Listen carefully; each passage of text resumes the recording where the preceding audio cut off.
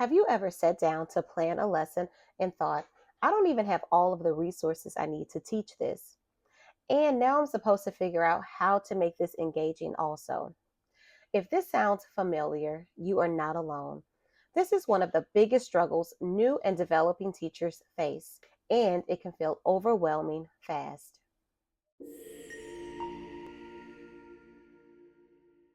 I was sitting with a new teacher recently who was feeling completely overwhelmed. She told me I just don't have all of the resources I need to prepare for what my students have to learn. As I leaned in and I listened, what I heard her say was this: I'm still learning the content myself. I don't have all of the curricular materials, and there just aren't enough activities built into the lesson for students to practice what they are expected to learn. Now, my first thought, honestly, was to say, welcome to teaching, dear. But of course, you can't say that to someone who already feels like they're drowning, because when they're grasping for answers, what you need is a way forward, not a reminder of just how hard this profession can be.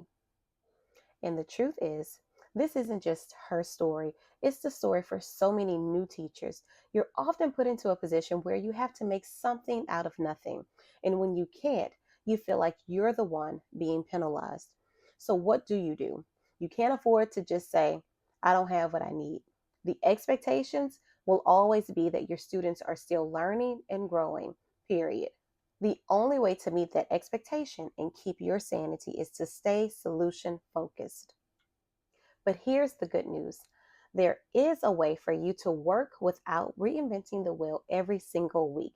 It comes down to building systems that are manageable, sustainable, and aligned to both your needs and your students' needs.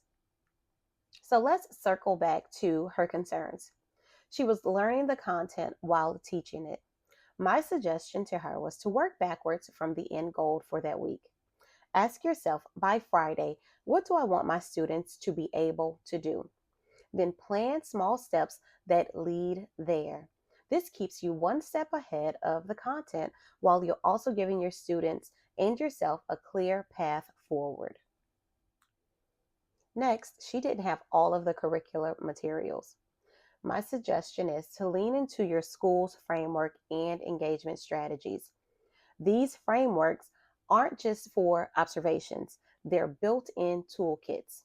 By aligning your plans to them, you're creating lessons that administration wants to see and giving yourself a structure to build around, even when your resources are thin.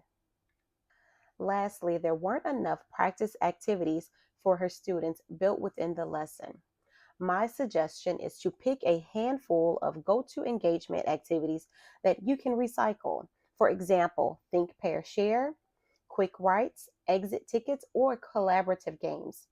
You don't need new activities every week. The skills are going to change, but the activity stays the same. This consistency makes learning predictable for students and saves you from constant decision fatigue. So here's the takeaway. Yes, teaching can feel like you're being asked to make something out of nothing, but by working backwards from your goals, using the framework that's already there, and recycling simple engagement activities, you'll create systems that support both you and your students. Because the goal isn't to do all the things, the goal is to do the right things consistently in a way that works for you. And that's how you start to move from overwhelmed to empowered in the classroom.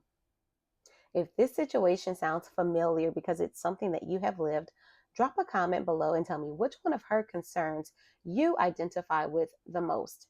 And if you want more solution focused tips and strategies, make sure you hit the subscribe button so you don't miss the next video.